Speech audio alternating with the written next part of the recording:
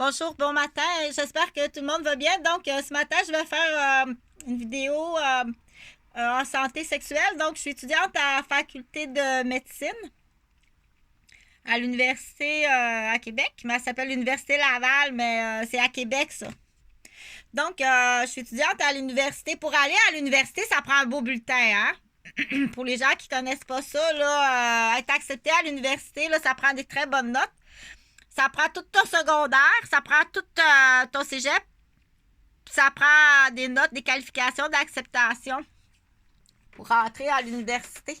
Donc, je suis à l'Université Laval, à la faculté de médecine.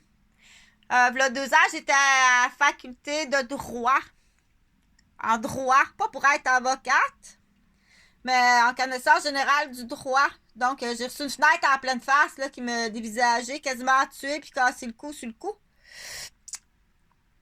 J'ai été pris en otage dans un mauvais département. Donc, ça, c'est pas en psychiatrie. Ça, c'est en cranio-facial puis en orthopédie, ça. Donc, c'est l'ambulance. Donc, j'ai beaucoup, du coup, je fais une annonce. Il y a beaucoup de postes à Québec, là. Des ambulanciers, des policiers, des pompiers, des directeurs d'école. Il y a des postes de travailleurs social. Écoute, il y a jump boom, dépêchez-vous. Quand je fais ça, s'il te plaît, partage. Même si tu comprends pas, partage au moins cette section de vidéo-là. Je vais la faire tout petite. Parce qu'après ça, j'ai beaucoup d'études puis beaucoup de travail présentement. Donc,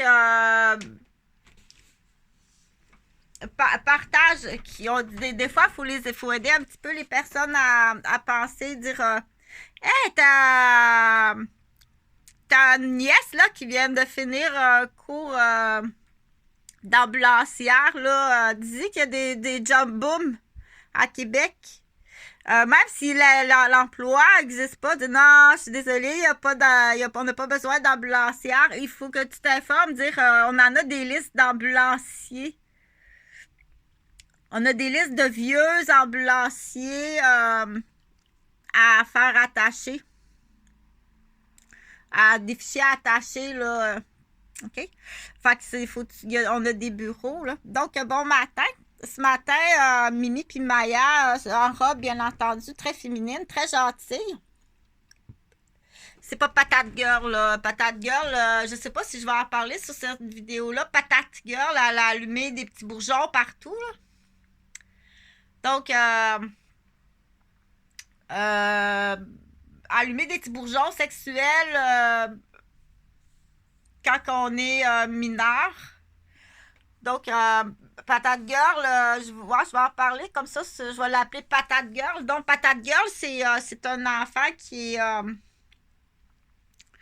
euh, qui a un objectif criminel dans l'histoire du grand livre de la sexualité, comme ça. Donc, Patate Girl, elle a un objectif criminel. Et pour dans son objectif criminel, c'est elle allume la sexualité des jeunes enfants. Non, on fait pas ça. On fait pas ça parce qu'ils sont pas bons à l'école. Ils sont détournés. Donc, on appelle ça un détournement mineur fait par un mineur. Et c'est très grave. Le but, là, de ça, habituellement, c'est... le but, il est ici, habituellement, là. Bon, ça, c'est pour prendre des photos, là, au cas où, là. Là, l'appareil photo, pas là. Le but est ici. Faire du détournement mineur sexuel par une mineure, c'est qu'il y a quelqu'un qui lui a montré. Il y a des adultes qui lui ont montré ça. Donc, il y a des coachs, il y a des équipes.